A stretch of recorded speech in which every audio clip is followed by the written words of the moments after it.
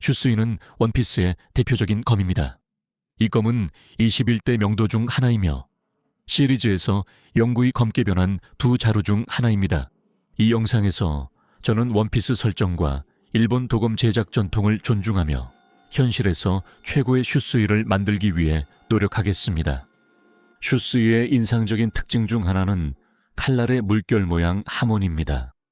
그리고 중요한 점은 아무 강철에나 하몬을 만들 수 있는 게 아니라는 겁니다. 특별한 합금 강철이어야 하죠. 제가 여기서 사용하는 강철은 WI라고 불립니다. WI는 하몬을 만들기에 현대 강철 중에서 단연 최고입니다. 그 이유는 바나듐이 추가로 들어있어서 경화성을 낮추고 하몬이 더 잘 생기도록 도와주기 때문입니다. 아까 저는 WE 작은 조각 10개를 가져와서 여기 있는 이 큰 빌렛으로 택 용접을 했습니다. 이번에는 엔마 때처럼 긴 발을 쓰지 않은 이유는 긴 강철이 없었고 이렇게 만드는 게 멋져서입니다. 전통 일본도는 블록 형태 강철로 시작하고 긴 발은 사용하지 않습니다. 이 과정의 단계는 실제로 손오배 단계라고 불리며 본질적으로는 예비 형태를 단조하는 것입니다. 일본도에서 매우 중요한 점 중 하나는 그 기하학적 형태가 아주 정밀하다는 것이고 이 단계에서 더 좋은 예비 형태를 만들수록 최종 칼날의 기하학적 형태도 더 좋아집니다.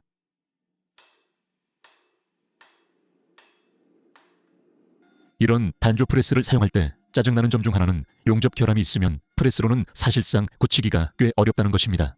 프레스를 사용할 때 생기는 움직임은 주로 눌러주는 느낌이고 액화된 산화물을 날려보내려면 실제로는 타격하는 움직임이 필요합니다.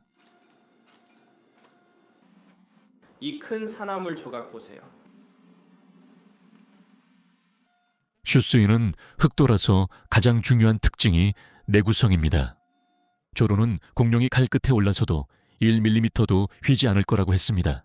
이제 조로조로의 이 발언은 꽤 터무니없는데 제가 간단히 조사하고 계산을 해보니 다이아몬드나 그래핀 같은 재료조차도 그 주장이 사실이 되기에는 만배나 약하다는 결과가 나왔습니다. 원피스 세계에는 하키라는 것이 있는데 하키는 무기와 칼날을 강화하는 데 사용할 수 있습니다. 저는 원피스 세계에 없으니 그런 힘을 못 씁니다. 그래서 슈스이에 대해 조로가 말한 것을 실현하는 가장 좋은 방법은 재료가 아니라 칼의 단면과 형상입니다.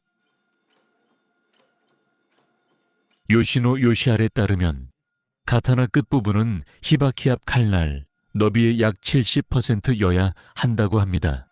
이렇게 하면 칼날에 모든 장식을 달았을 때 균형이 좋아집니다. 하지만 조로가 말한 것 중 하나는 슈스이가 정말 무거운 칼이라는 점입니다. 그래서 저는 70%보다는 85% 두께에 더 가깝게 생각할 것입니다. 이렇게 하면 칼날이 조금 더 무거워지겠지만 솔직히 말해서 그게 오히려 더 원작에 가깝게 만듭니다.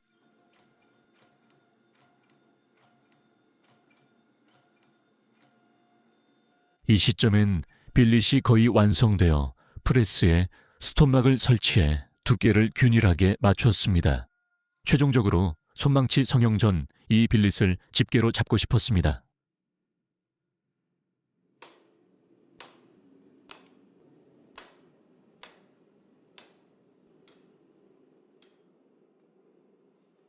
가탄에 대해 많은 사람들이 잘 모르는 점 중 하나는 이 검이 그렇게 얇은 검이 아니라는 것입니다. 히바키 근처 칼날 두께는 4분의 1인치를 넘습니다. 즉, 제가 만드는 프리폼은 4분의 1인치보다 얇을 수 없고 솔직히 말해서 4분의 1인치보다 훨씬 두꺼운 게 더 좋습니다. 저는 프리폼 두께를 3분의 8인치로 맞추려 합니다. 그래야 베벨과 형상을 단조할 때 두께를 충분히 확보할 수 있습니다. 일본식 칼날 단조는 끝을 사시고 도각도로 자르는 것부터 시작합니다. 전통적으로 일본 대장장이들은 단단한 강철 외피와 부드러운 강철 심지로 카타나를 만들었기 때문입니다.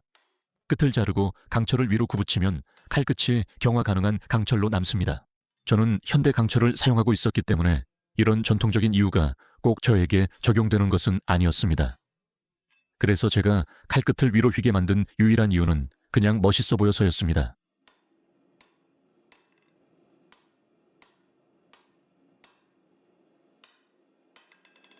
칼끝을 위로 구부린 뒤 최종 칼날 길이를 고민했습니다. 애니메이션에서는 프레임마다 검 길이가 달라 정확한 길이를 알 수 없었습니다. 저는 27인치 칼날로 정했습니다. 전통적인 가타나 길이이고 열 처리를 해야 했으며 가마 길이가 36인치였기 때문입니다. 가타나 탕의 핵심은 탕이 점점 가늘어지면서 칼날과 같은 형태를 유지하는 점입니다. 그래서 칼날을 만들기 전 탕을 먼저 가늘게 했어요. 이렇게 하면 집게로 잡기 쉽거든요.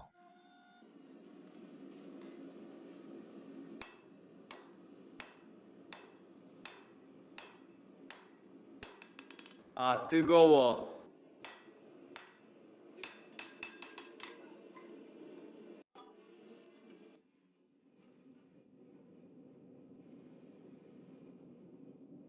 이제 칼날을 단조할 시간입니다.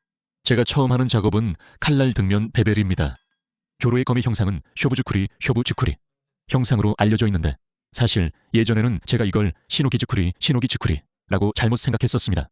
누군가 제 댓글에 조로의 검에 요코테선이 없다고 지적해 주셨는데 이는 이 검이 시노기즈쿠리가 아니라 쇼부즈쿠리란 의미입니다.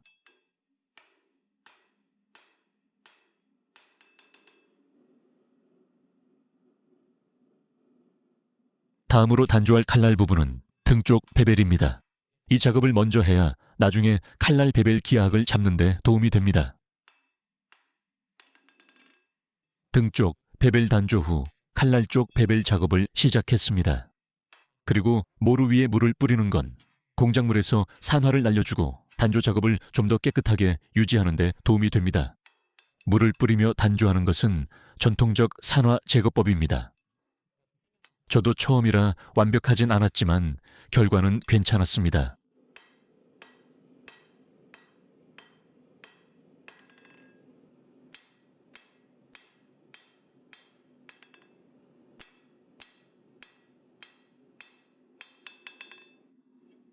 한 번에 칼날 일부만 다룰 수 있어 앞부분부터 형상을 잡고 천천히 탕 쪽으로 작업했습니다. 어떤 면에서는 이렇게 하면 앞서 잡아둔 형상을 기준으로 삼을 수 있어서 일정한 형상을 유지하는 데 훨씬 수월했습니다.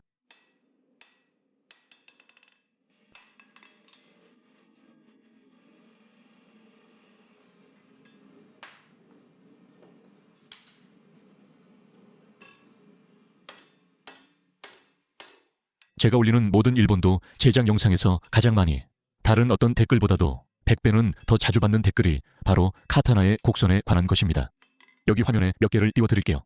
아니면 제 이전 영상으로 돌아가서 댓글란을 쭉 내려보셔도 됩니다. 아마 다 읽기도 힘들 만큼 많이 찾으실 수 있을 겁니다.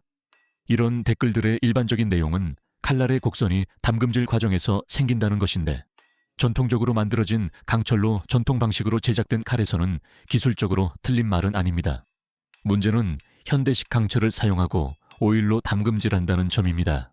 오일 담금질은 물 담금질과 반대로 작용해 곡선에 영향을 주지 않거나 칼날을 반대로 휘게 합니다. 그리고 왜 제가 오일에 담금질하는지 궁금하실 겁니다. 사실 강철 이름의 물 표시는 칼날보다 두꺼운 강철용입니다. 제 강철은 4분의 1인치였지만 등급은 1인치 두께용이었습니다. 강철을 물에 담가 담금질하면 금이 갈 가능성이 높습니다.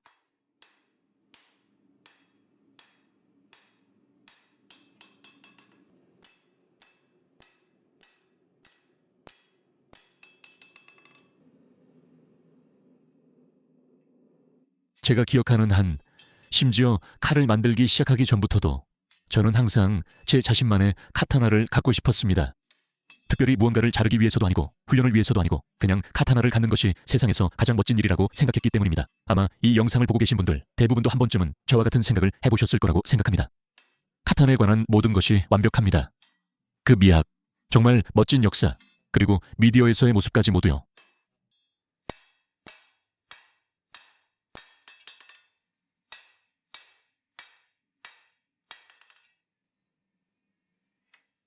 이 시점에서 제 칼날이 조금 너무 길다는 것을 알게 되었습니다. 그래서 탕 바로 앞쪽 등 부분의 형상을 정리한 후 뜨거운 절단 하디 도구로 가져가 약 1.3cm 정도를 잘라냈습니다.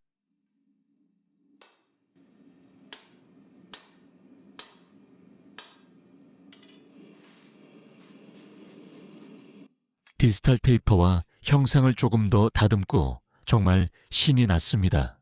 칼날이 정말 멋져 보였고 앞으로 제작 과정에서 할 모든 작업에 완벽한 기반이 되었습니다.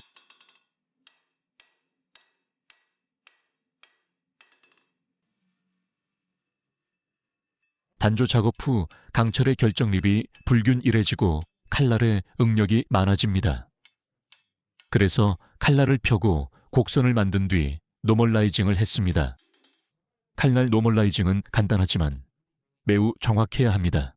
기본적으로 해야 할 일은 칼날을 3번에 걸쳐 각각 다른 온도로 가열한 다음 각 사이클마다 700도에서 800도 사이로 식히는 것입니다.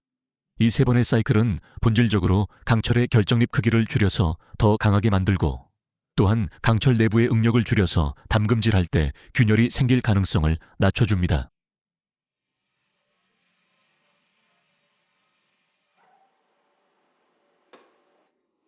피곤해 세상에. 칼날을 단조하는 과정에서 생기는 부산물 중 하나는 산화피로 인해 많은 강철이 손실된다는 점입니다. 그래서 칼날이 첫 번째 노멀라이징 사이클을 위해 감에서 다궈지는 동안 저는 그냥 그 모든 산화피를 쓸어 모으기로 했어요. 생각보다 훨씬 많더라고요. 이 모든 것들이 원래는 쓸 수 있는 좋은 강철이었지만 이제는 쓸 수 없게 됐어요. 이걸 다시 쓸 수 있는 강철로 만드는 것도 분명 가능하긴 한데 엄청난 양의 산화피와 수백 파운드의 수치 필요할 거예요.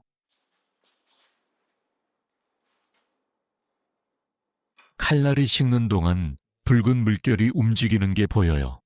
이 현상은 리갈레센스라고 하며 매우 흥미롭습니다.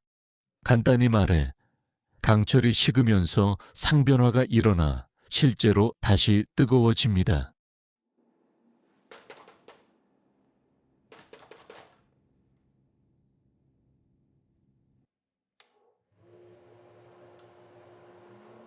화이트보드 설명이 이해되지 않았다면 다음엔 이 칼날을 프로파일링 하겠습니다.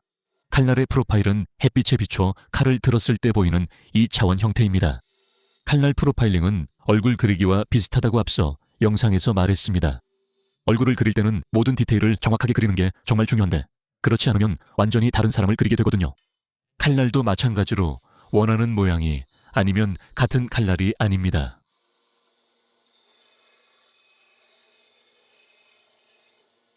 칼날 윤곽 후 거칠게 연마할 차례였습니다.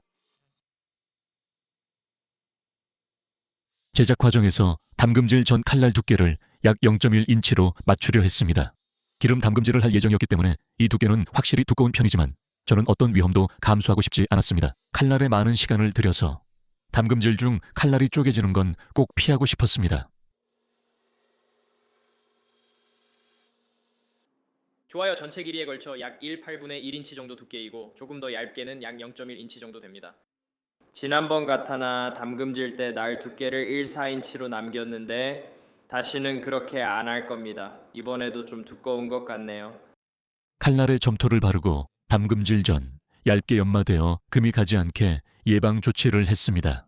처음에는 칼날을 120방 마감으로 남겼습니다. 얕은 긁힘 자국이 담금질 시 스트레스를 줄여줍니다. 또한 느슨한 벨트로 모서리를 둥글게 다듬어 담금질 시 스트레스를 줄였습니다. 슈스의 하문을 보며 물결 무늬 강역이 매우 반복적이라는 걸 눈치챘습니다. 그 물결들은 거의 모두 정확히 같은 강역으로 떨어져 있었습니다. 그래서 저는 자와 샤피를 사용해서 약 1.5cm 강역으로 선을 그었습니다. 일본 도검 제작자들이 담금질 전 칼날에 바르던 점토는 전통적으로 매우 복잡했습니다. 그들은 2가지 종류의 점토를 사용했는데 하나는 칼날 부분에, 다른 하나는 등 부분에 사용했습니다.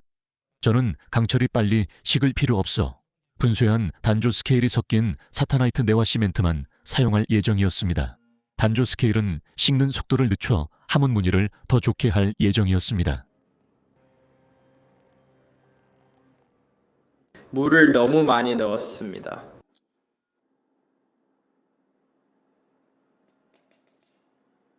제가 스트레스를 받는 이유는 이 하모니 칼날의 성공과 실패를 좌우하기 때문입니다. 원피스에서 조로의 모든 검에 있는 하모는 각각 너무 다르고 독특해서 조금만 바뀌어도 완전히 다른 조로의 검이 되어버립니다. 장식이 잘 맞아도 어색해 보일 거예요. 또한 제 흙무늬가 아무리 좋아도 원하는 대로 칼날에 정확히 들어갈 확률이 항상 100%는 아니라는 것도 알고 있었습니다.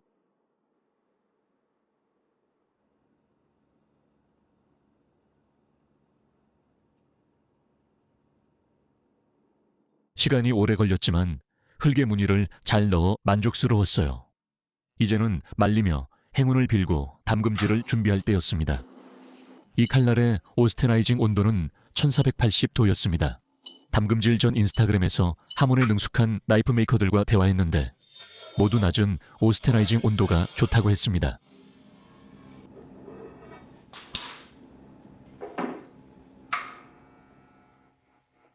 칼날이 감에서 가열되는 동안 오일도 살짝 예열했습니다. 오일 온도가 높으면 점도가 낮아져 칼날을 더 빨리 담금질할 수 있습니다.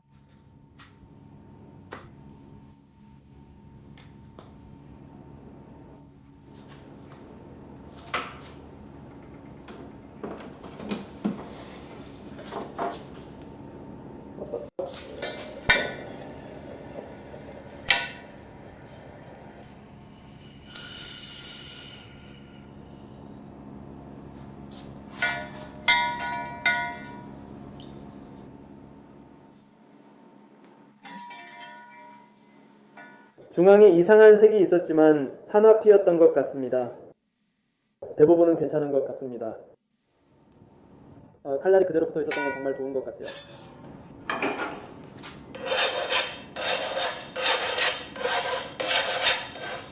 그래 우리 괜찮아.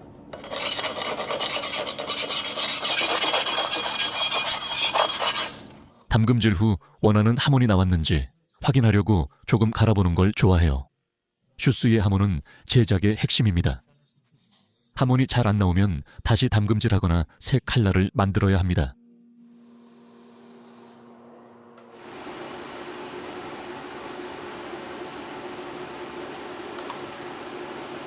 정말 안 좋네요.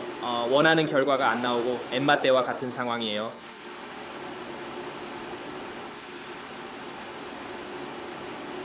다음 담금질에서는 온도를 1490도로 올리고 조금 더 오래 담가둬야 할 것 같아요. 제가 봤던 그 어두운 부분들이 그냥 산화피라고 생각했는데 사실 산화피가 아니었고 온도가 너무 낮아서 그런 것도 아니었어요. 알겠어요. 이걸 다시 노멀라이징 해야겠네요. 좀 짜증나네요. 하몬이 제가 원한 것과 달랐고 너무 가까워서 강이 거의 없었어요. 자세히 보면 하몬 일부가 날에 거의 닿아 있는 걸 볼 수 있어요. 가탄에서는 안 됩니다. 조금만 갈아도 날의 영광이 드러나기 때문입니다. 저는 유자 모양이 보여야 해요. 칼날을 3번 다시 노멀라이징하고 새 계획을 세웠어요. 그래서 온도를 더 높이는 대신 20도 낮추고 2배 오래 유지해야 해요. 점토도 훨씬 얇게 발라야 해요.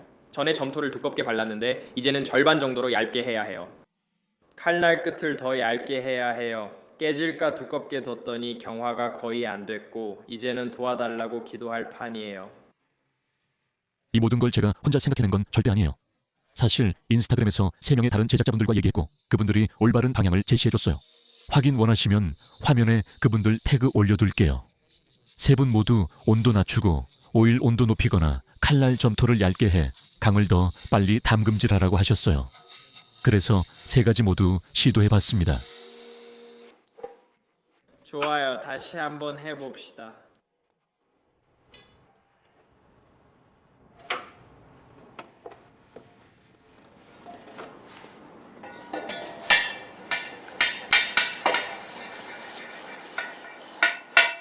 저거 불꽃이 튈 수도 있어. 불꽃이 튈 수도 있어. 이런 맙소사. 두 번째 담금질은 첫 번째보다 훨씬 잘 됐고 칼날도 고르게 가열되어 꽤 낙관적이었어요. 문제는 이번 담금질에서 칼날이 지난번보다 훨씬 더 많이 휘었다는 거예요. 칼날이 역세이버 현상으로 예상보다 더 곧게 펴졌어요. 하지만 이게 나쁘진 않았어요. 실제로 담금질 후 칼날 곡선을 키우는 기술이 있고 하몬이 잘 나오면 그 방법이 가능하단 걸 알았어요. 좋아요. 훨씬 더 좋은 하모니 나왔네요. 하지만 이건 슈수이의 하몬처럼 상어 이빨 무늬는 없어요. 지금 이런 모양이에요. 정말 멋진 하모니긴 한데 제가 원하는 건 이런 거예요.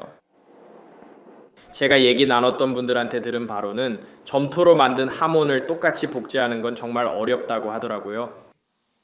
하몬을 그려 넣는다고 그대로 나오지 않아요. 강철 안에서 예측 통제 불가능한 변화가 많대요. 이 칼날은 카타나로 쓸 수 있지만 슈스위처럼 빛나진 않아요. 나 그게 필요해. 좋아, 이 영상 만드는데 2달 정도 걸릴 수도 있지만 괜찮아.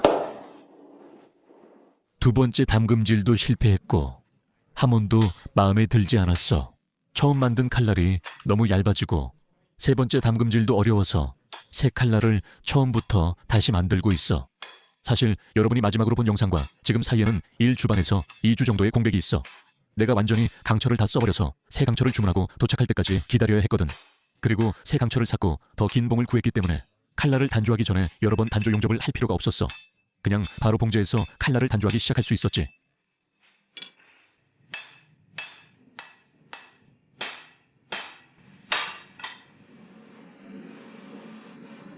나 완전히 지쳤어. 그렇게 나쁘지 않아. 그냥 벗길 수 있을 것 같아. 두 번째 칼날은 첫 번째와 같은 크기로 만들었으니 단조 과정은 생략할게. 첫 번째 칼날을 만들면서 얻은 근육 기억 덕분에 두 번째 칼날이 실제로는 첫 번째 것보다 약간 더 잘 만들어졌다는 것만 알아도. 단조 후 칼날을 3번 노멀라이징하고 첫 번째 칼날과 비슷한 크기로 연마했지만 날 부분은 더 얇게 만들었어. 또한 하몬의 날카로운 부분까지 이어지는 점토를 두 번째보다 훨씬 얇게 하기로 했어. 점토를 얇게 바르기 어려워서 결국 카바이드 스크라이브의 도움을 받았어. 스크라이브가 얇아 점토 바르는데 시간이 많이 걸렸어.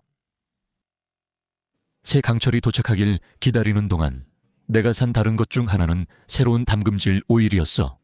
예전 담금질 오일은 5년쯤 됐고 새 오일이 더 빠른 담금질을 도와줄 거라 생각했어.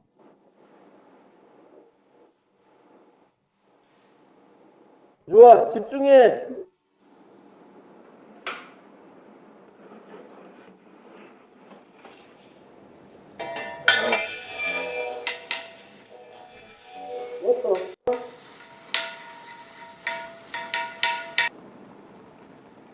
괜찮았던 것 같아. 괜찮았던 것 같아. 확실히는 잘 모르겠지만.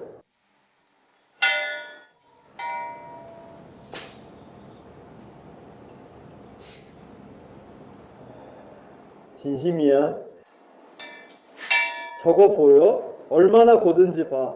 진심이야? 저게 고칠 수 있는지 모르겠어. 진짜 담금질 해야 해?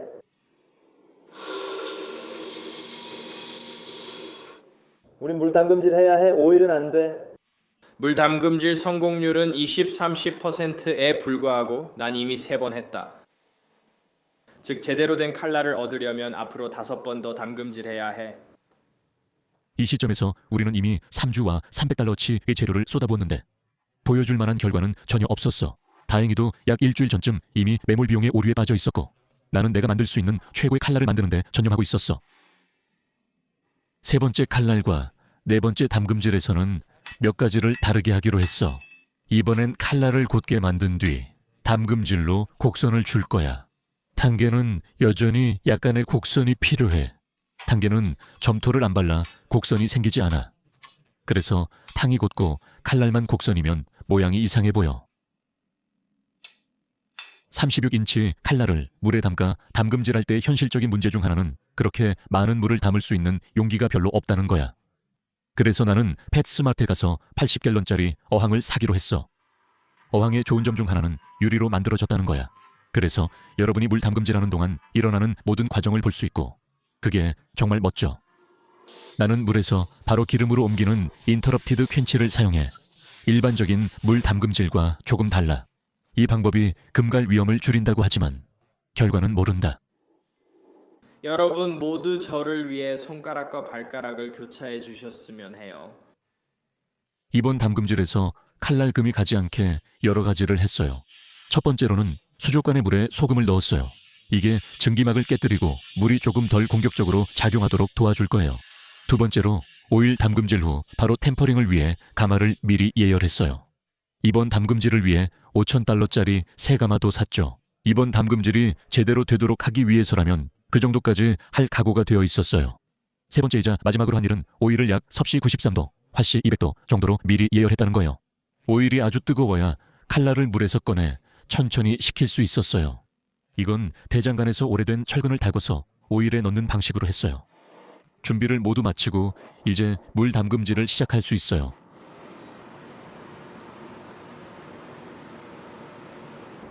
시작할게요. 알겠어요.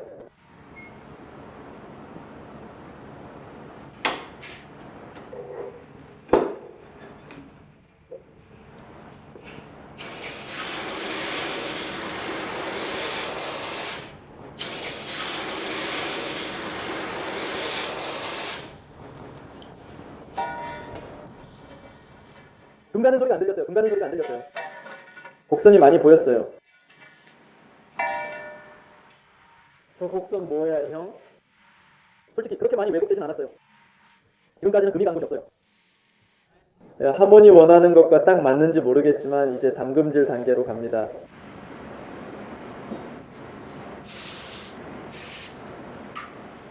이 시점에서 아직 금이 가지 않았다면 꽤 만족스러워요. 잠깐만요. 저 정말 기분이 좋아요. 세상에. 어떤 느낌인지 잘 모르겠어요.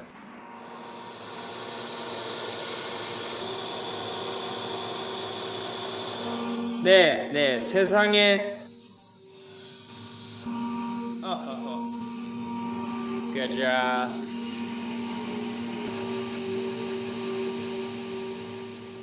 저는 2시간 동안 425 두 번 할 거예요. 평소보다 높지만 거민이 더 단단해야 해요. 추억을 되새기기 좋은 때네요. 이게 우리가 처음 2번 담금질한 카타나인데 곡선도 사라지고 과하게 담금질해서 그냥 쓰레기예요. 2번째 건 1번 담금질했는데 오히려 더 고다졌어요. 기름에서 반대로 휘었어요. 끝부분 근처에는 꽤 괜찮은 하모니 있긴 한데 그래도 여전히 쓰레기예요. 그리고 이 아름다운 건 멋진 곡선에 완벽한 담금질 색깔, 완벽한 하몬까지 있어요.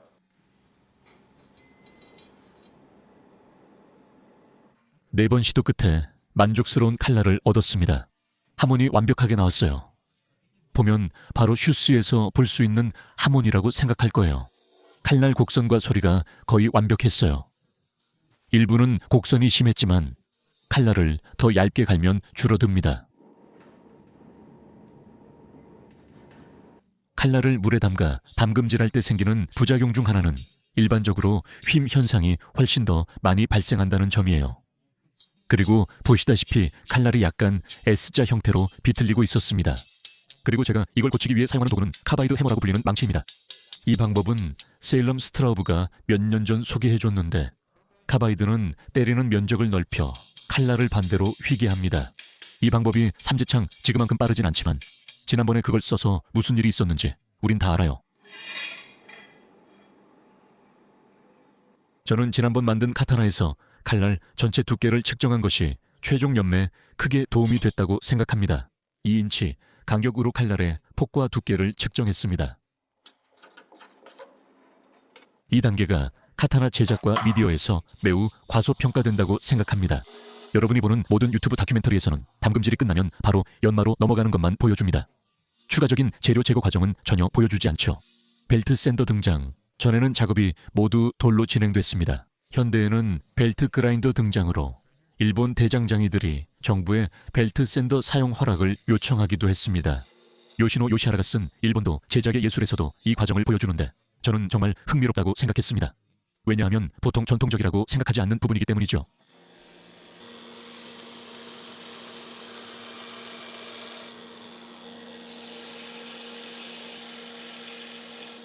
이것이 담금질을 마친 후 우리의 단면 모습이었는데 사실 최종 연마된 카타나는 이렇게 생기지 않았습니다. 카타나는 평평하게 연마되지 않습니다.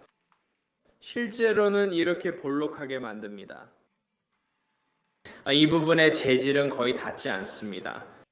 이제 이 부품을 최종 연마할 때 무엇을 해야 할지에 대한 좋은 계획이 생겼으니 실행하기 전에 탕 부분을 부드럽게 만들기로 했습니다. 나중에 탕에 목기 핀을 넣기 위해 구멍을 뚫어야 했기 때문에 여기서 미리 해두는 게 좋겠다고 생각했습니다. 이것이 탕을 블루잉이라 부르는 이유입니다. 제 생각엔 이 색이 가장 파란색에 가깝습니다. 이 양동이에 들어있는 것은 버미큘라이트라고 불리며 탕이 아주 천천히 식도록 도와줘서 정말 부드러워지게 해줍니다. 저는 볼록 연마전 적절한 날 두께를 0.095인치로 정했습니다. 이번에 만든 카타나가 이전 것보다 훨씬 얇아요. 그땐 0.01인치 이하였어요. 작업이 끝나고 마무리할 시간이었습니다. 이 작업은 평평한 플래튼 베킹이 필요했어요. 느슨한 벨트로는 라인이 안 잡혀요.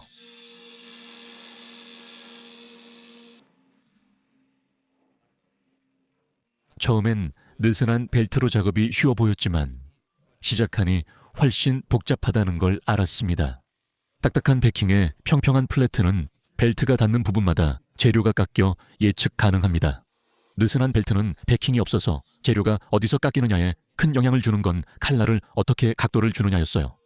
그리고 칼날을 너무 뒤로 기울이지 않는 게 정말 중요했는데 그렇게 하면 중앙 베벨에 닿게 되거든요. 중앙 베벨을 피하려고 각도를 크게 시작해 새 베벨을 뒤쪽으로 천천히 이동시키며 척추에 닿을 때까지 작업했습니다. 이 기술 덕분에 각도 제어가 쉬웠고 중앙 베벨에 천천히 접근하며 실수 없이 작업할 수 있었어요.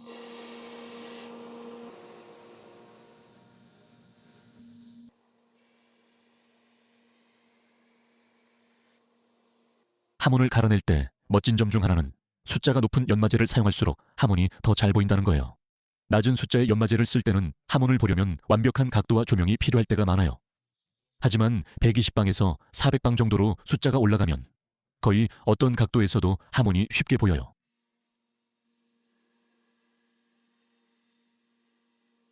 평면 연마 후 이 카타나에 맞는 장식 제작을 고민해야 했어요.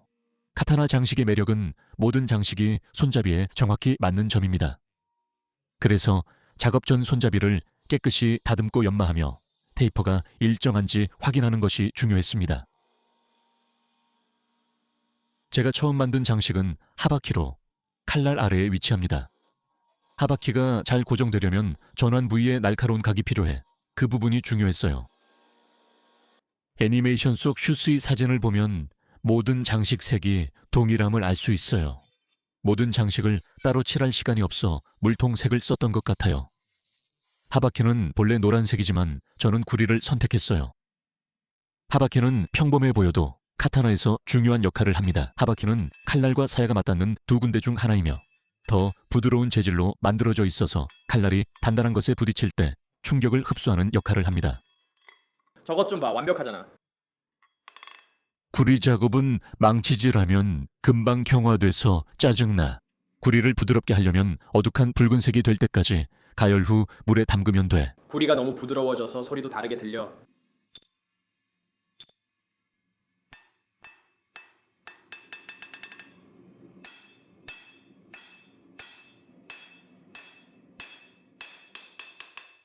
작업 후 경화되면 소리 변화를 들어봐. 음이 훨씬 더 높아졌어. 최근 몇 년간 6, 7개의 히바키를 만들었어요. 그렇게 많이 만들어 본 덕분에 이제 저만의 잘 맞는 시스템이 생겼어요. 처음 만든 히바키는 엉망이었고 하루 종일 걸렸어요. 히바키 5개쯤 만들 때는 하나에 2~3시간 걸렸어요. 이번에는 3시간도 안 걸릴 거라고 완전히 기대했지만 항상 뭔가 잘못될 수 있으니까요.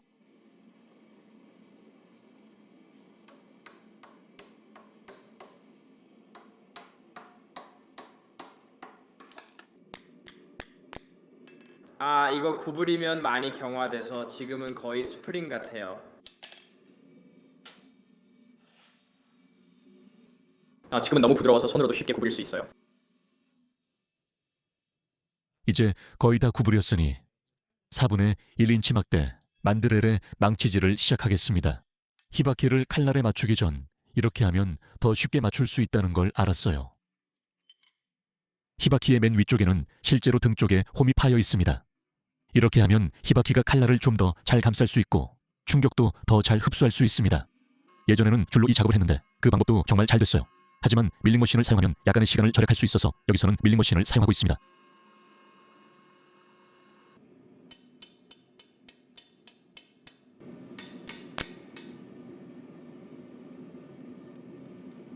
끼어서 빠지지 않는 건 좋은 신호가 아닙니다. 그냥 미끄러지듯 빠져야 합니다. 제 생각에 제 탕이 가늘어지지 않는 것 같습니다. 탕에서 칼날 가까운 부분이 가장 두꺼워야 하지만 그렇지 않아 미끄러지지 않고 걸렸습니다. 그래서 뒤쪽 재료를 조금 깎아냈습니다.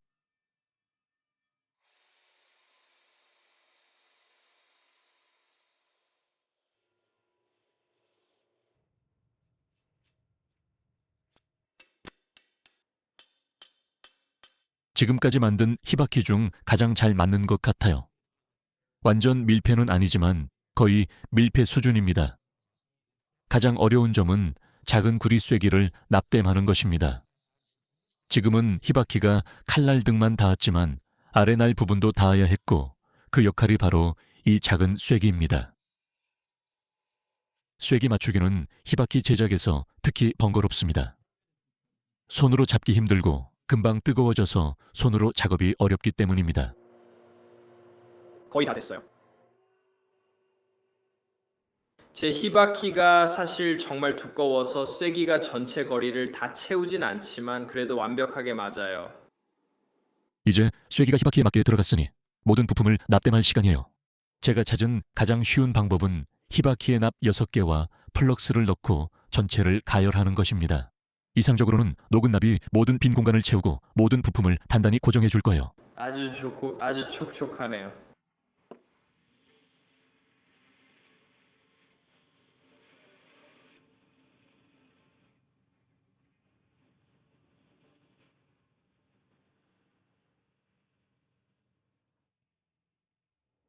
잠깐만요. 이거 진짜 완벽한데요. 계속 반복해서 하다 보면 실력이 늘게 되네요. 납땜 후 히바키가 잘 맞은 건 이번이 처음인 것 같아요. 잠깐 뭐라고요? 잠깐만요. 줄질 안 했는데도 완전히 딱 맞아요. 대단하네요. 이거 보세요. 이제 이걸 다이어트 시켜야겠네요. 제가 엠마, 그러니까 제가 만든 또 다른 원피스 카타나를 만들 때 히바키에 대해 몰랐던 것 중 하나는 히바키가 굉장히 급격하게 가늘어진다는 거였어요. 히바키의 앞부분은 칼날과 거의 같은 높이여야 하고 뒷부분은 꽤 두꺼워야 합니다. 저는 테이퍼를 균일하고 미적으로 보이게 하는데 많은 시간을 들였습니다. 유일한 문제는 구리가 너무 빨리 다궈져서 이 과정이 제가 원했던 것보다 더 오래 걸렸다는 점입니다. 저는 구리를 그라인더에 댈 때마다 거의 매번 물에 담가야 했습니다. 저는 히바키를 400방까지 올리기로 결정했습니다.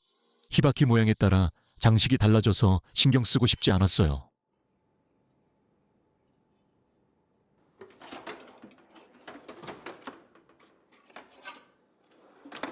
다음 작업은 세파입니다. 이 부품은 히바키와 가드 아래에 위치한 스페이서입니다. 흥미로운 점 중 하나는 원피스 애니메이션에서는 실제로 세파가 등장하지 않는다는 것입니다. 아마도 예산과 인력이 부족해서 칼에 세파를 넣지 못한 것 같지만 저는 어쨌든 한 쌍을 만들기로 했습니다. 홈과 세파는 당에 정확히 맞아야 하며 히바키는 이미 맞게 제작되어 완벽한 음각입니다. 저는 히바키를 이용해 안쪽에 선을 그어 깎아낼 부분을 표시했습니다. 원래는 주얼리 톱을 사용해서 외곽선을 자르려고 했는데 톱날을 먼저 조각 안으로 넣으려면 구멍을 뚫어야 하잖아요. 그래서 그냥 밀링 머신에 올려서 작은 구멍을 뚫었습니다.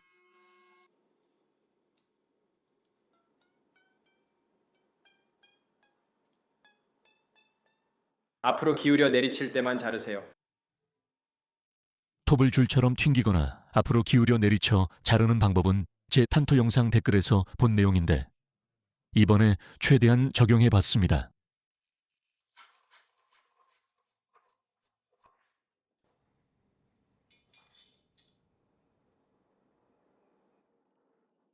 크랙맨에 어떻게 들어가죠? 줄톱으로선 안쪽을 조금 잘랐습니다. 이렇게 하면 완벽한 형태로 다듬을 수 있습니다. 더 오래 걸리지만 맞춤이 더 좋아집니다. 이 부분은 항상 시간이 오래 걸립니다. 거의 다 된 것 같아요. 좋아요. 여기서부터 시작할게요. 어디에서 재료를 제거해야 하는지 말해주세요. 좋아요. 이제 답을 말해주세요. 저는 모르겠거든요.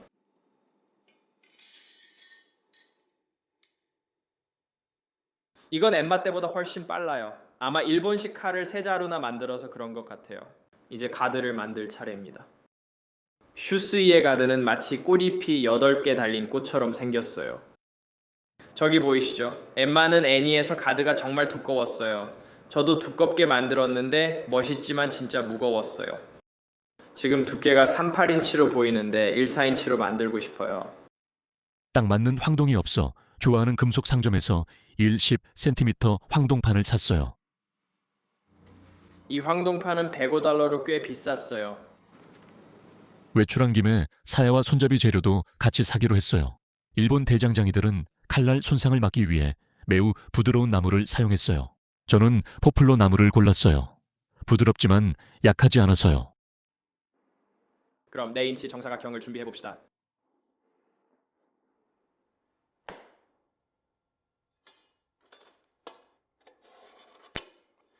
제가 어려웠던 점 중 하나는 황동이 강철보다 밀도가 높다는 것이었어요. 두께를 38인치로 유지하면 칼날 균형이 완전히 틀어집니다. 가드를 만들기 전에 세파 작업을 먼저 했던 좋은 점 중 하나는 이제 제 탕의 형태를 표시할 수 있는 훨씬 더 좋은 스텐실이 생겼다는 거예요.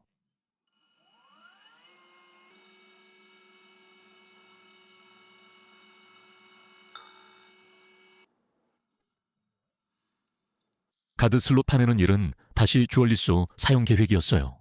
쏘로 수직으로 자르기 어려워서 밀링 머신을 쓰기로 했어요.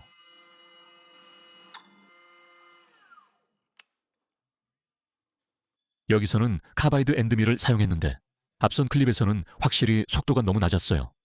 그래서 속도를 올리고 나니까 필요한 빈 공간을 파내는 게 꽤 쉬웠어요. 이것 좀 봐요. 밀링 머신으로는 선에 아주 가깝게 갈 수밖에 없었어요. X축과 Y축으로만 움직일 수 있고 대각선으로는 갈 수 없으니까요. 그래서 손줄로 선을 다듬고 탕에 맞게 만들기 위해 꽤 오랜 시간을 들여야 했어요. 아직 멀지만 많이 가까워졌어요.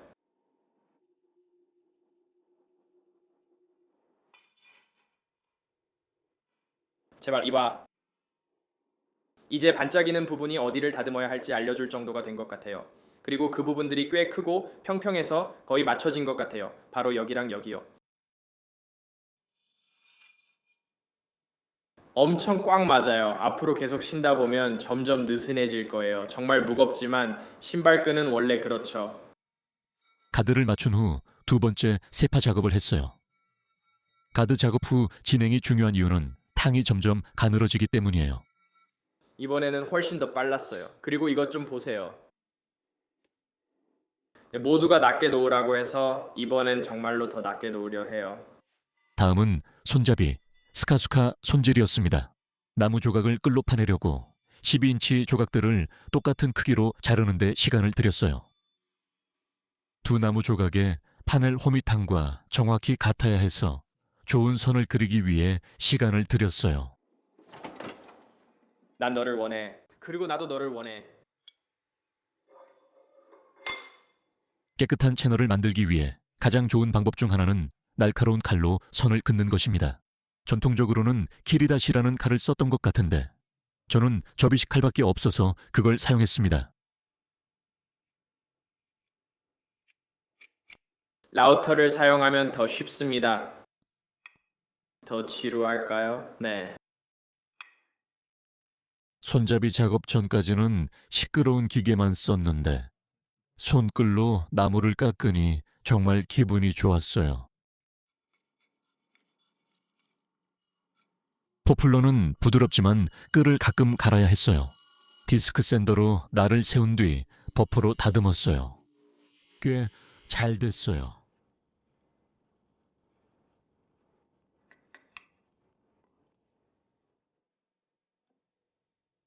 이 부분이 단면 구조를 보여줍니다. 저는 아직 멀었어요. 이 나무 전체를 여기서부터 뒤까지 다 깎아내야 해요. 조로가 마이너리티 헌터인데 왜 제가 조로를 위해 검을 만들죠?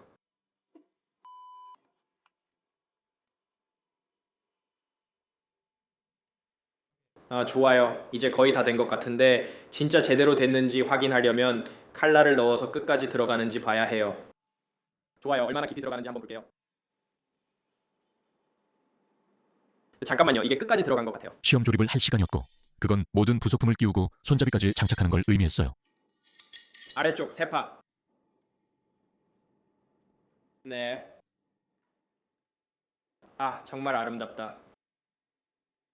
스코가 조각되었으니 이제 사야를 생각할 차례였다.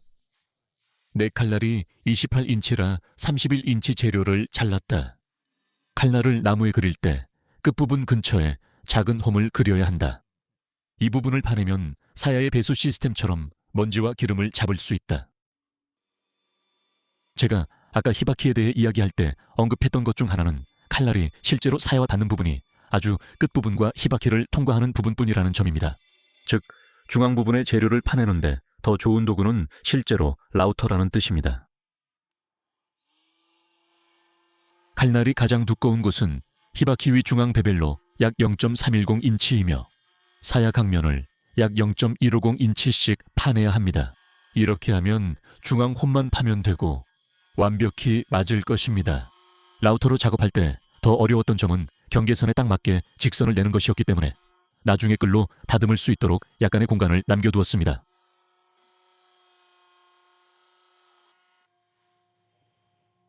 가운데 두꺼운 부분을 제거해 끌로 옆면을 정리하고 끝부분도 작업했습니다.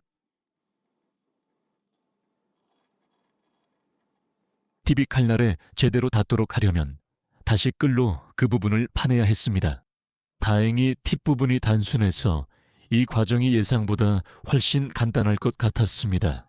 또한 팁은 피라미드 모양이라 다른 부분보다 제거해야 할 재료가 3분의 1에 불과했습니다.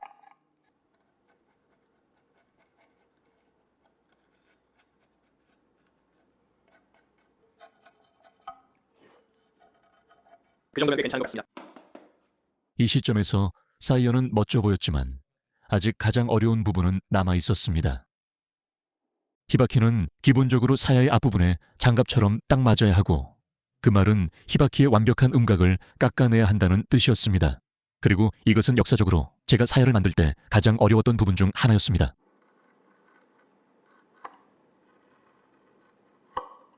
이 과정에서 허용되는 오차가 매우 작았기 때문에 히바키로 윤곽선을 그려야 했습니다. 그냥 아무렇게나 재료를 깎아낼 수는 없었습니다.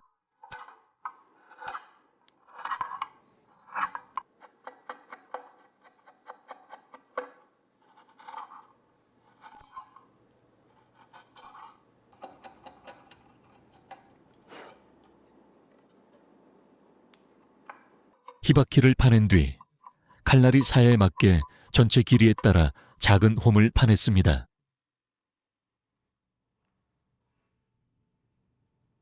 좋아, 여기서 막히고 있네. 알겠어. 어떻게 해야 할지 알겠어.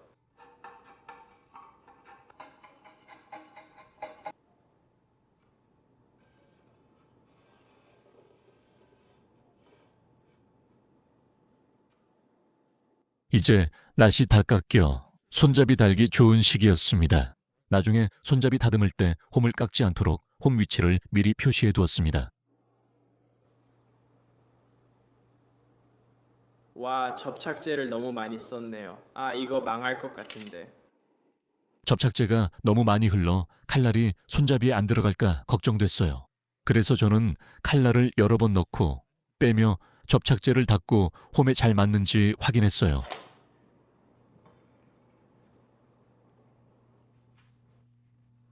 알겠습니다. 이제 마른 것 같아요.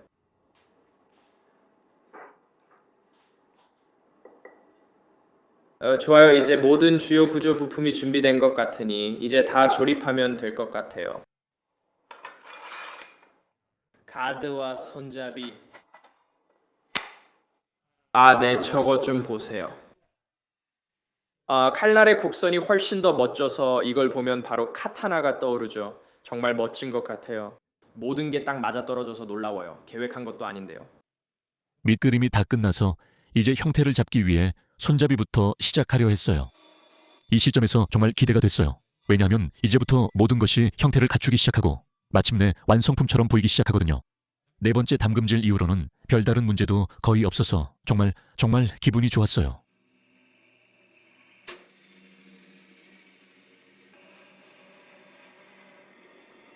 여기 칼날이 움직인다고 하지만 실제로는 전혀 안 움직여요. 자, 무슨 일이 있었던 거지? 분명히 칼날을 부러뜨리진 않았어요. 제가 부러뜨렸어요. 뭐라고요? 밴드소 칼날이 부러져 여분이 없어 포터 밴드소로 나머지 재료를 잘랐어요. 저는 옆면에서 슬랩을 잘라 더 얇게 만들고 싶었지만 일반 밴드소에서만 가능해 새 칼날 올 때까지 다른 작업을 했어요. 그 작업이 손 샌딩입니다. 에칭 전 칼날을 600방까지 손으로 샌딩해야 해서 지금이 전동 공구 대신 손 샌딩하기에 좋은 시기라고 생각했어요. 하지만 요코테 라인을 만들지 않아 칼끝과 칼날 전체를 샌딩할 수 있었던 점이 좋았습니다. 그 말은 본질적으로 따로따로 샌딩해야 하는 부분이 하나 줄었다는 뜻이고, 그래서 작업 속도가 훨씬 빨라졌어요.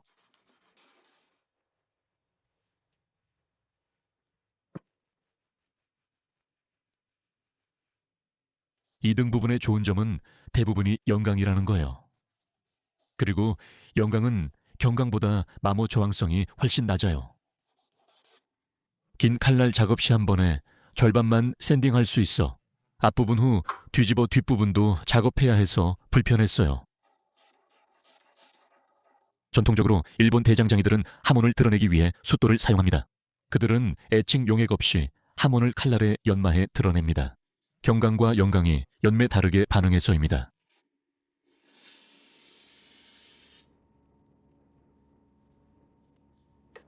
이게 당신을 향해 다가오는 걸 상상해 보세요.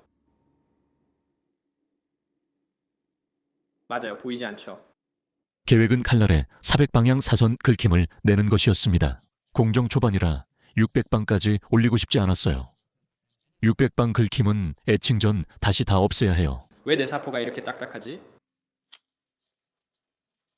잠깐만, 그거 너무 슬프다. 곰인데 사람들이 곰탈을 쓴 인간이라고 생각한다면 얼마나 속상하겠어. 카타나를 400방 사포로 다듬은 후 척추 작업을 시작했습니다. 카타나의 모든 부분이 동일한 수준으로 연마되어야 하는데 이 부분을 작업하는 게 정말 짜증났어요. 왜냐하면 제 손연마 장치에 칼날을 고정하기가 정말 힘들었거든요. 새 밴드 소날이 와서 다시 손잡이 작업을 시작합니다. 손잡이 나무는 카타나 장식을 고정하는 뼈대입니다. 후치, 카시라, 가오리 가죽랩, 이토랩 등 모두 이 나무 위에 올라가므로 이 나무를 완벽하게 만드는 것이 매우 중요합니다. 카타나 손잡이는 예상보다 나무를 훨씬 얇게 갈아야 한다는 점이 직관적이지 않습니다. 가오리 가죽과 이토랩이 손잡이 두께를 늘리기 때문입니다. 손잡이가 편해서 그대로 감으면 감은 뒤에 너무 두꺼워집니다. 이 말은 즉 손잡이의 윤곽을 잡고 모래시계 모양으로 만들 때 채널 위치를 표시해둔 선에 너무 가까워져서 불편할 정도였다는 뜻입니다. 이 손잡이를 갈고 있을 때 예상치 못한 일이 있었는데 제 손목이 정말 많이 아팠습니다. 손잡이가 둥글어 위아래로 자주 움직여야 했던 것 같은데 정확한 이유는 잘 모릅니다. 손잡이가 너무 가벼워 관성이 없어서 모든 힘을 손끝으로 줘야 했던 점도 도움이 안 된 것 같습니다.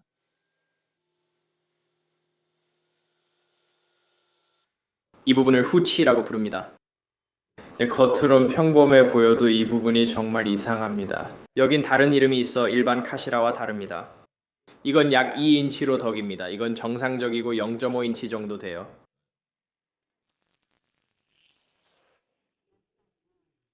사진색이 노랗게 보여 후치와 카시라 재료로 황동을 선택했습니다.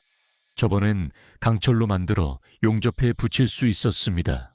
하지만 이번에는 황동으로 만들 거라서 용접을 할 수 없고 실제로 납땜을 해야 했습니다.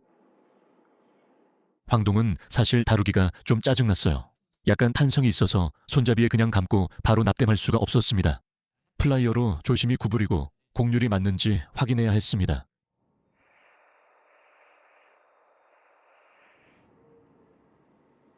시간이 걸렸지만 황동을 이음매에 거의 완벽히 맞췄습니다. 납땜 강도에 정말 중요했습니다.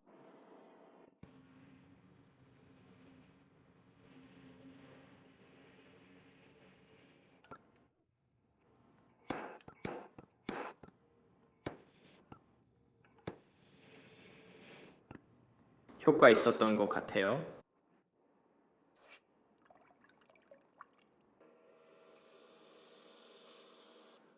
솔직히 말해서 처음 황동 납땜을 해본 사람 치고는 정말 완벽한 납땜 작업이에요.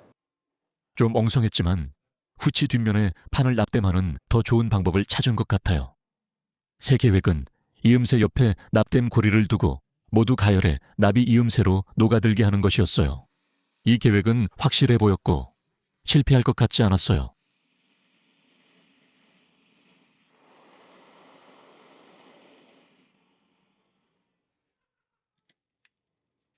솔직히 그렇게 잘 될 줄 몰랐고 납을 추가해 이음새가 더 두껍고 튼튼해졌어요. 이제 납땜이 끝났으니 이제 후치를 다듬을 시간이에요. 먼저 바닥판 재료를 모두 갈아내야 했어요. 납땜할 때 윗부분이 밀려도 떨어지지 않게 바닥판을 크게 남겼어요. 다 갈아낸 뒤 후치 옆면을 깨끗하게 다듬어 보기 좋게 만들었어요. 네, 완성된 후치입니다. 손잡이 윗부분에 밀어 넣으세요. 후치 만드는 게 짜증나는 이유는 본질적으로 또 다른 세파이기 때문이에요. 탱이 맞게 들어가도록 세파로 모양을 따라 그린 뒤 구멍을 뚫고 주얼리쏘로 잘라낼 준비를 했어요. 이제 주얼리쏘에 익숙해져 잘라내는 게 쉬웠어요. 익숙해져서 선에 가깝게 자를 수 있었고 줄질도 쉽고 금방 끝났어요. 사프 업 작업할 때와 같은 방식으로 줄질을 했고 잘 맞아요. 약간 꽉 끼긴 하지만 맞긴 맞아요. 그리고 손잡이도 안에 잘 들어갑니다. 진짜 완벽하네요. 이보다 더 좋을 수는 없을 것 같아요. 후치는 폭이 겨우 반 인치밖에 안 돼서 두 조각 중에 확실히 더 쉬운 부분이었어요. 카시라는 폭이 4배나 넓어서 구부리는 게 훨씬 더 힘들 거라는 뜻이죠. 금속이 약한 게 아니라 제가 세요.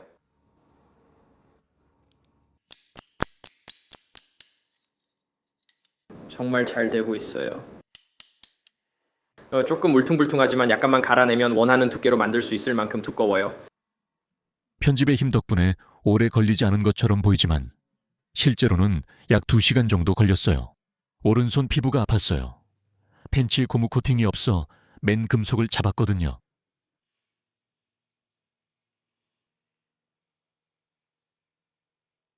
납땜 링 방법이 후치에 잘 맞아서 카실에도 해보고 싶었어요. 또 완벽히 성공해서 앞으로 이 방법을 계속 쓸 것 같아요. 납땜으로 이음새가 두꺼워져 카시라를 더 둥글게 만들 수 있었어요. 좋아요. 대략 모양 잡은 카시라가 바로 들어갑니다. 사에 후치와 카시라만 달면 장식 부품은 거의 완성입니다. 지금은 좀 헐거운데 나중에 가죽을 덧대면 맞을 거예요. 후치와 카시라가 완성되어 연마 준비가 끝나 사야를 접착하기 좋은 시기라 생각했습니다. 중요한 점은 부분들이 완벽히 정렬되고 중앙 통로에 접착제가 묻지 않아야 한다는 것이었습니다. 한쪽 면을 잘라내고 모양을 잡아 접착했습니다. 그렇게 해서 사야의 모습을 정확히 알 수 있었습니다. 벌써 1시간이 지났으니 이 시점까지 보신 분들은 재미있게 보고 계실 것 같습니다. 좋아요나 구독을 하라고 말씀드리려는 게 아니라 여러분께서 앞으로 만들 작품에 대한 아이디어를 주셨으면 합니다. 이번이 원피스에서 2번째로 만드는 카타나인데 많은 분들이 이 작품을 기대하고 계신 걸 알고 있습니다. 하지만 제가 모르는 멋진 무기가 나오는 시리즈도 분명 있을 테니 좋은 아이디어가 있으시면 댓글로 남겨주세요. 테이블에 집게가 많아요. 큰 것에 풀을 바르고 작은 것을 올린 뒤 집게로 고정할 거예요.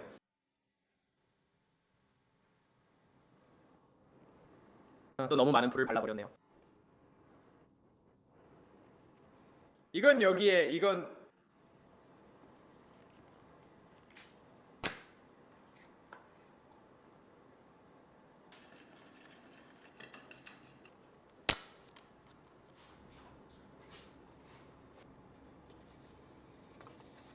이렇게 넣는 게 아니네요.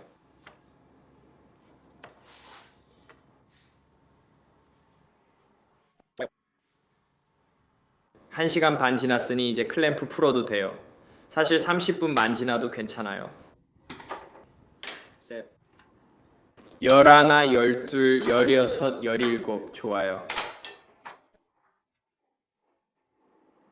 테스트는 접착제가 마른 뒤 실제로 들어가는지 확인하는 겁니다.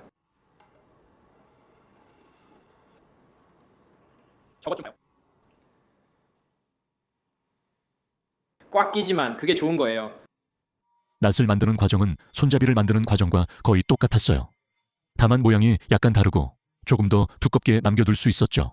또 한쪽 면은 이미 다듬어 놓았기 때문에 나머지 한쪽만 첫 번째 면과 맞춰서 샌딩해주면 됐고 그 다음엔 전체를 얇게 만들 수 있었어요. 이걸 다듬는 과정도 손잡이를 다듬는 것과 거의 똑같아서 자세히 보여드리진 않을게요. 하지만 정말 타원형으로 만들었고 최대한 얇게 만들려고 했다는 점만 알아두시면 됩니다. 슬랙벨트에서 시간을 많이 보낸 것은 플랫의 각진 부분을 정리하고 전체를 매끄럽게 하기 위해서입니다. 이런 부분은 손잡이만이 아닙니다. 이건 사야에도 똑같이 적용돼요. 여기 보시면 이 부분은 히바키가 아니에요. 저건 사야 위에 더 씌운 슬리브예요. 또 다른 사진에는 사야 끝에 다른 것이 달려 있어요. 그래서 저는 또 다른 후치와 카시라를 만들어야 해요. 사야 쏙 후치는 장식 그 이상이 될 거예요. 전통적으로 카타나 사야는 코이구치라고 불리는 것이 있었어요. 코이구치는 기본적으로 사야의 입구 부분에 단단한 재질을 감싸서 카타나가 부드러운 나무를 자르지 못하도록 하는 역할을 합니다. 황동은 포플러보다 자르기 어려워서 제 코이구치로 쓰려 했습니다. 제가 사야의 후치라 불러서 히바키가 다 통과할 홈도 파야 했어요. 19년이 지났는데 보세요. 금속 칼집이 있는데 코이구치가 뭐가 필요하겠어요? 맞죠? 카타나 부품이 완성되어 최종 성형과 연마만 남았으니 이제 정교한 장식 작업을 시작하겠습니다. 카타나 손잡이 가울이 가죽 필요량을 알기 위해 테이프로 스텐실을 만들었습니다. 저는 대부분의 사진에서 보던 색상이라 회색 가울이 가죽을 선택했습니다. 이게 정확한 회색인지는 확실히 장담할 수 없지만 충분히 비슷해 보입니다. 제가 이미 완벽하게 했나요? 사실 이게 좀 작네요. 가오리 가죽에는 실제로 엠퍼러 노드라고 불리는 중앙 돌기가 있는데 이 돌기들이 올바른 위치에 있어야 합니다. 여기서 보시다시피 저는 가오리 가죽의 중앙이 아닌 한쪽을 사용하고 있습니다.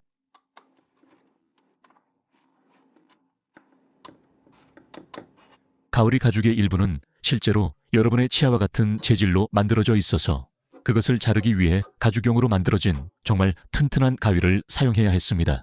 지난번에는 일반 가위를 사용해 보았는데 전혀 소용이 없었고 가오리 가죽이 그냥 가위를 망가뜨렸습니다.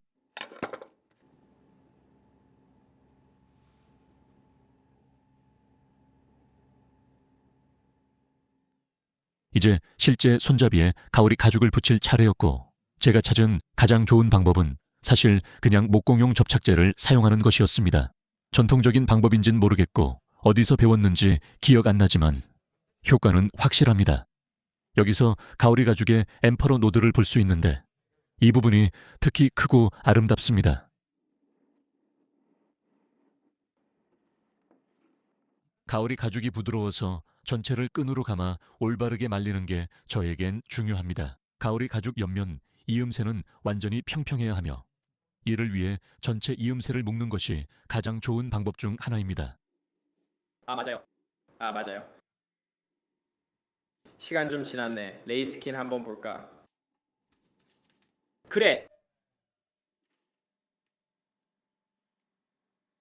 들루스, 이거 원해?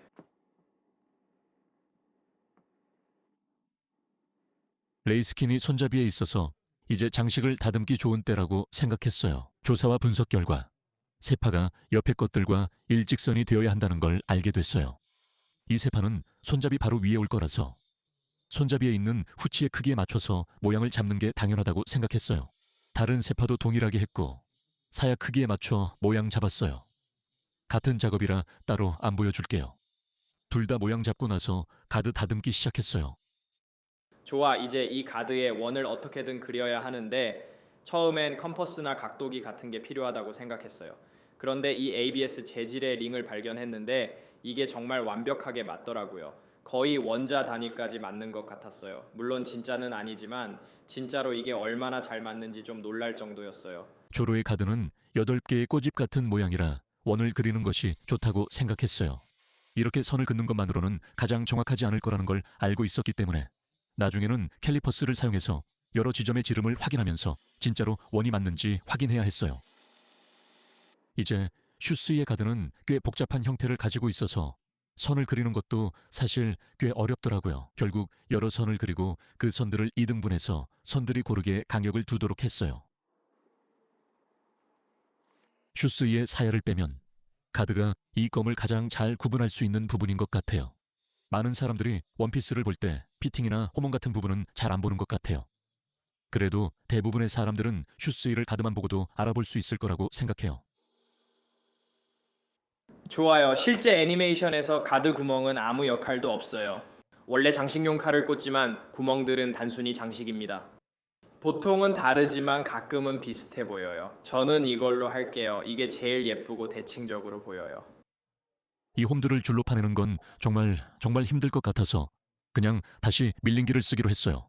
이걸 가드에 넣기 망설였지만 어려울 걸 알면서도 애니메이션에 충실하고 싶어 결국 하기로 했어요.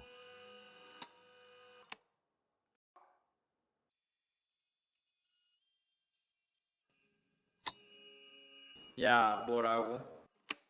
언젠간 엔드밀을 안 부러뜨리고 밀링할 수 있을 거라 생각하지만 오늘 슬롯 하나 밀면서 엔드밀 2개를 부러뜨렸어요. 속도는 맞췄고 밀링 중 2개만 부러뜨렸어요. 아, 맞다. 이쪽 스크라이브 라인 없는 면은 이미 괜찮아 보여요. 이제 줄로 선만 정리하면 될 것 같아요. 어떻게 보이나요? 아, 그래요.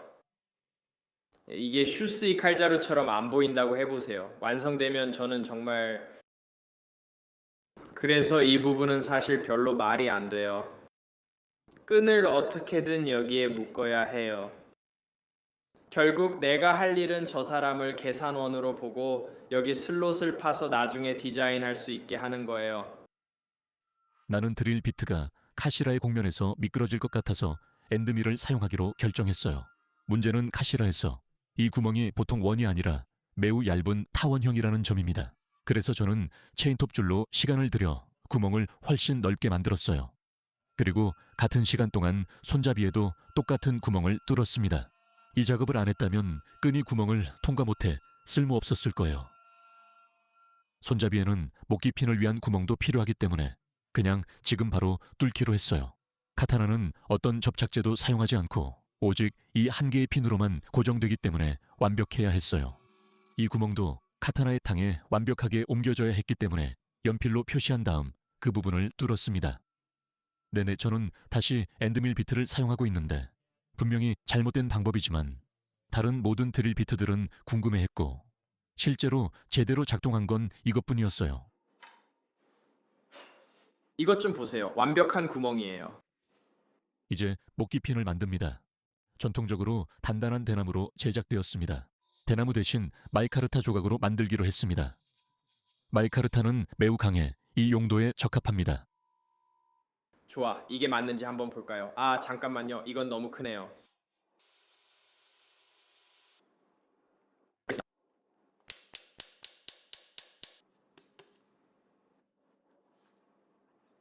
하하. 허허허허. 오, 그래. 조금만 더 하면 돼. 이제 가타나의 모든 장식 부품이 완성되고 형태가 잡혔으니 드디어 연마 작업으로 넘어갈 시간이었다. 가장 어려운 부분인 가드의 안쪽부터 시작하기로 했다. 줄로 울퉁불퉁한 부분을 다듬고 그 위에 사포를 감아서 매끄럽게 샌딩했다. 아, 봐봐. 이 부분은 벌써 매끄러워졌어. 슈스이는 12개의 부품으로 이루어져 있으며 이제 각 부품을 연마할 차례였다. 첫 단계는 120방 연마 벨트로 표면을 다듬어 컨디셔닝 벨트 준비를 하는 것이었다. 내 표면 컨디셔닝 벨트는 재료 제거가 약해서 마지막 형태 변경은 120방 연마 벨트로 모두 마무리해야 했다.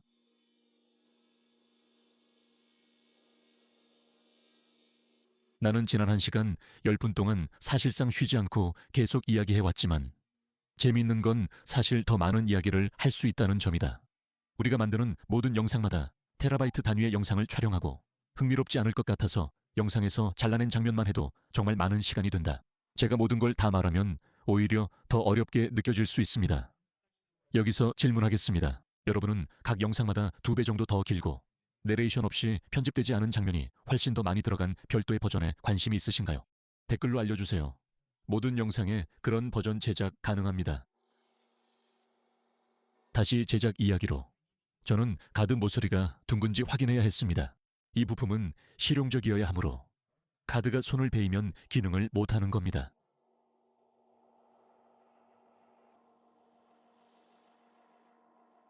모든 피팅은 꽤 부드러운 금속으로 만들어졌기 때문에 표면 연마 벨트에서 바로 버퍼로 가져가서 작업할 수 있었습니다. 버퍼가 부품에 많은 열을 가해 예상보다 시간이 오래 걸렸고 저는 부품을 물통에 담가 식혀야 했습니다.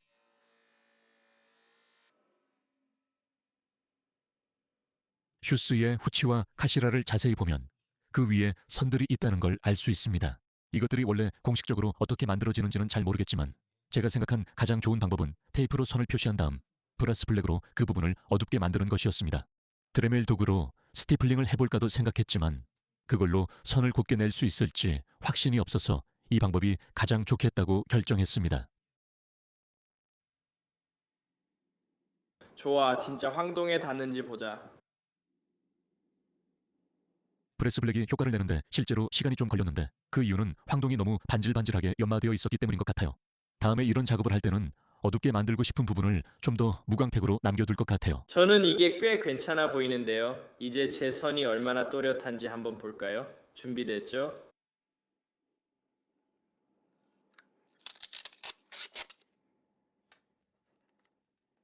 꽤 괜찮은데요. 이렇게 해야 할 부분이 카탄에 두 군데 있었는데 다른 한 곳도 똑같이 해주니 잘 됐어요. 다음은 재미있는 부분이었는데 바로 손잡이를 끼우는 거였어요. 겉으로 보기엔 그렇지 않을 수도 있지만 이 이토랩의 색깔로 검정을 선택하는데 정말 오래 걸리고 복잡한 고민이 있었어요. 처음에는 색상을 완벽하게 맞추려고 했어요.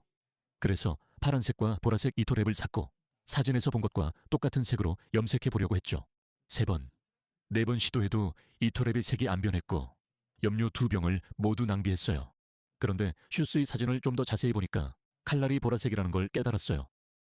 슈스이는 원래 흑도지만 보라색 칼날은 카타나 색상이 정확하지 않다는 의미일 수 있어요. 좀 더 찾아보니까 제가 가지고 있던 슈스의 사진들이 전부 어두운 곳에서 찍힌 거였고 그래서 모든 색상이 약간 파란색 쪽으로 변해 있었다는 걸 알게 됐어요. 이토랩 색상을 원래로 돌리니 검은색이 됐어요. 랩할 때 꼭 고려해야 했어요. 매듭을 지을 때마다 끈을 번갈아 위로 해야 해요. 이렇게 하면 전투 중 끈이 끊겨도 손잡이가 풀리지 않아요. 둘째, 다이아몬드 모양 빈 공간이 감는 내내 고르게 유지돼야 해요. 이 부분은 순전히 미적인 요소예요. 마지막으로 모든 것을 최대한 단단하게 감아야 했어요. 그래야 모든 작업이 끝난 후에도 오랜 사용에도 감은 부분이 단단하게 유지될 수 있거든요.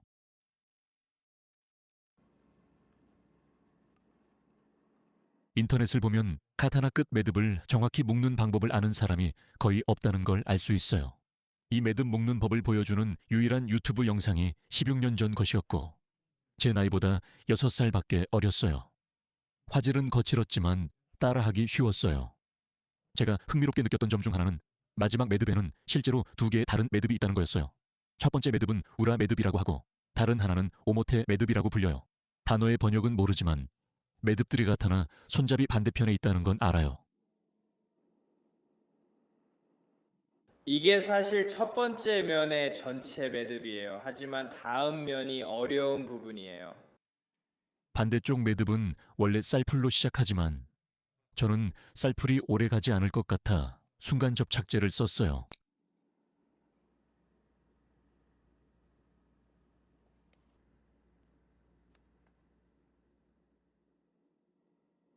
좋아요. 이걸 아래에 넣어야겠어요.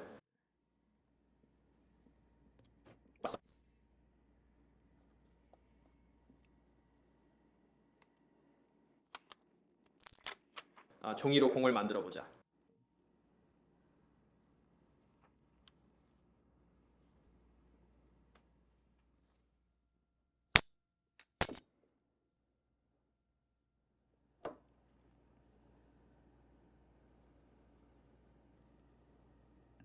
좋아, 이제 다 된 것 같아. 카타나는 볼록한 제로 그라인드가 있어 600방 사포로 샌딩 전에 400방 다이아몬드 스톤으로 제로 상태를 만들어야 했어요. 이 과정은 카타나를 날카롭게 만드는 작업이라 이후엔 정말 조심해야 했어요. 안 그러면 손을 베일 수 있거든요. 400방 사포로 대각선 스크래치가 남아있어 600방 사포로 칼날 전체에 평행하게 정리해야 했어요. 이 단계는 오래 걸리지 않았고 작업하며 보상도 받았어요. 하몬이 점점 더 뚜렷해지는 걸 볼 수 있었어요. 전통적으로 일본 대장장이들은 실제로 칼날의 탕 부분에 서명을 해요. 자신이 만들었다는 걸 보여주는 어떤 것도 칼날 자체에는 절대 새기지 않죠. 저는 평소 칼날에 제작자 마크를 새기지만 이번엔 전통을 따라 탕 부분에 새겼어요. 앞으로 이 껌의 주인이 손잡이를 분해하면 제가 만든 것임을 알 수 있어 멋졌어요.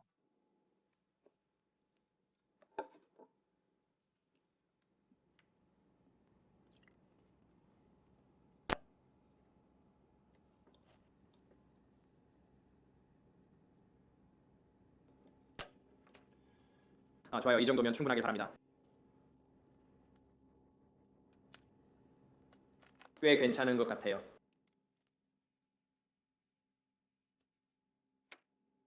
알다시피 그거 나쁘지 않네요. 몇 주 전 칼날에 넣은 하몬을 드디어 공개할 시간이었습니다. 저는 페리클로라이드 용액으로 칼날을 애칭하려고 했는데 영광이 경강과 달리 페릭에 반응하기 때문입니다. 좋아, 2분씩 애칭하자.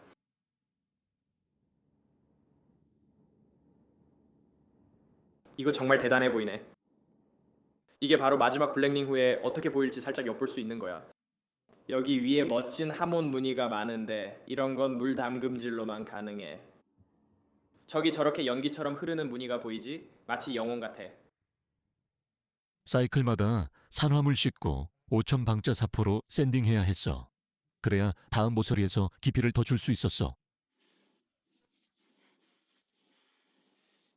이건 상어 이빨 같아. 이렇게 뾰족할 줄 몰랐고 칼날 전체가 다 좋은 건 아니야. 하지만 이 부분이 슈시 하몬 같아. 이렇게 될 줄은 상상 못했어. 첫 번째 애칭 대비가 만족스럽지 않아. 두 번째는 더 오래 애칭했어.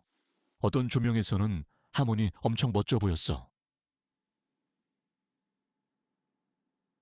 이번엔 칼날이 더 길어졌어.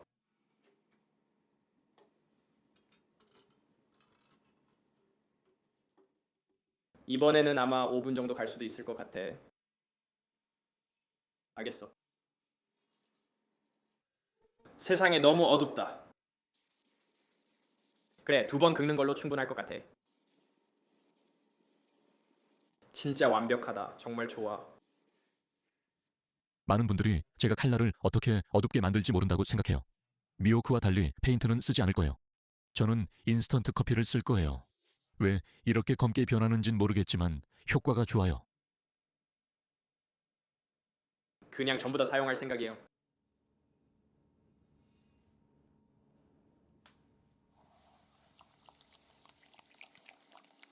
세상에 이게 섞이지도 않네요. 좋아요. 이걸로 105잔이 됐어요.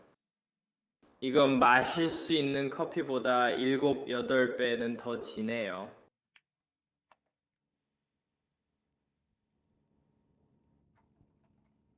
꽤 진하네요.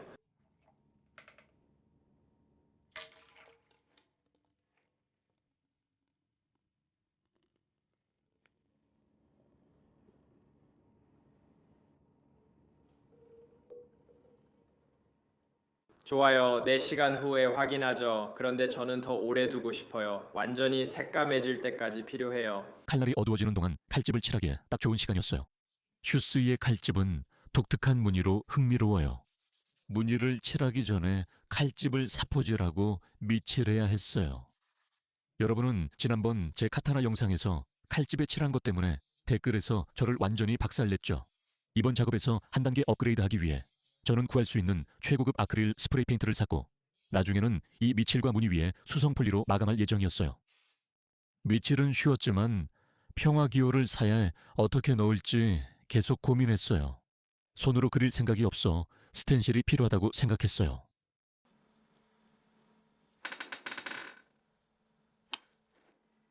하! 가자. 보기에는 좀 못생겼지만 그래도 다듬어서 깔끔하게 만들 수 있어요. 그래서 애니메이션에서는 사야에 이게 몇 개 있는지 정말 일관성이 없어요. 이 사진을 한번 보세요. 일단 이 크기 자체가 별로 말이 안 되고, 그리고 이런 게 엄청나게 많이 있어요. 그리고 여기로 오면 더 많아지죠? 생각 끝에 양쪽에 3인치 강역으로 9개씩 두기로 했어요.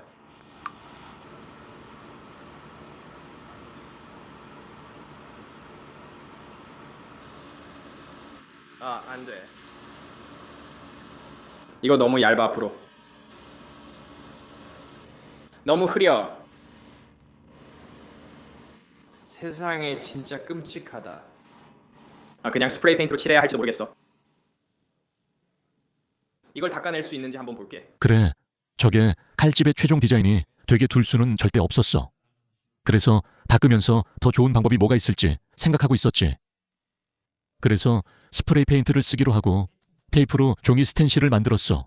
종이가 사에 맞고 페인트가 번지지 않을 거라 생각했지. 이 모든 건 이론상 그랬던 거고, 이제 실제로 잘 되는지 확인할 시간이었어.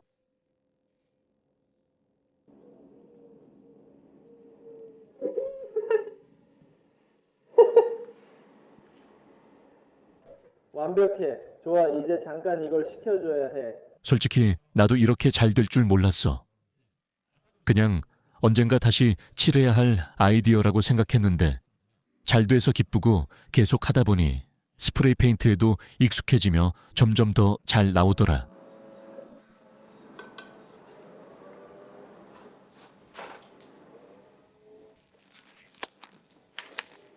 바르기 전에는 폴리가 우유처럼 보이지만 라벨에 따르면 마르면 투명해질 거야. 이걸 낫에 바르는 건 꽤 간단했으니까 이 부분은 너무 지루하게 만들지 않을게. 이 칼날을 얼마나 어둡게 만들 수 있을지 궁금하죠. 이제 꺼낼 때가 됐어요. 좋아요. 아침이에요. 밤새 커피에 담가두기로 했거든요. 이제 어떻게 됐는지 한번 볼까요? 와, 너무 어두워서 아무것도 안 보여요. 바로 그게 제가 원하던 거예요. 어둡지만 하모니 보여요. 왁스 바르면 더 좋아질 거예요. 세상에, 이쪽은 정말 멋져 보여요. 조로가 가끔 이렇게 칼을 잡는 거 아시죠? 원피스 세계에서 슈스이를 눈앞에 두면 이런 모습이 보입니다. 이 검은 제게 너무 커서 히트건으로 편하게 가열하고 카니발 왁스를 바르기엔 무리가 있었어요. 그래서 대신 이 크리스탈린 왁스 폴리쉬를 사용하기로 했어요.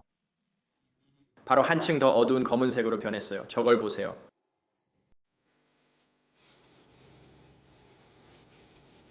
네, 버핑안이 더 반짝이어요.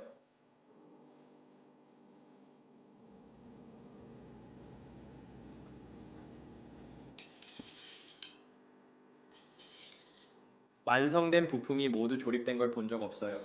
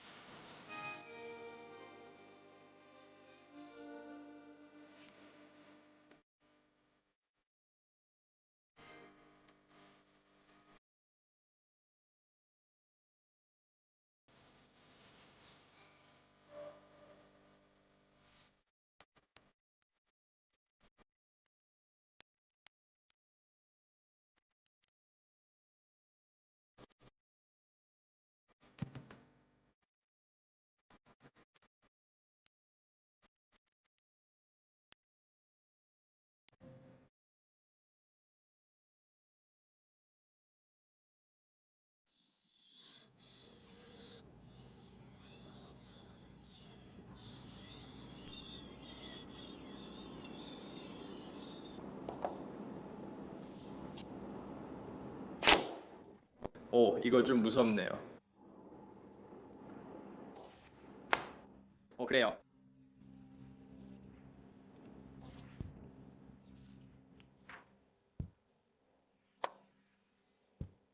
큰 칼인데도 부드러워서 정말 좋아요.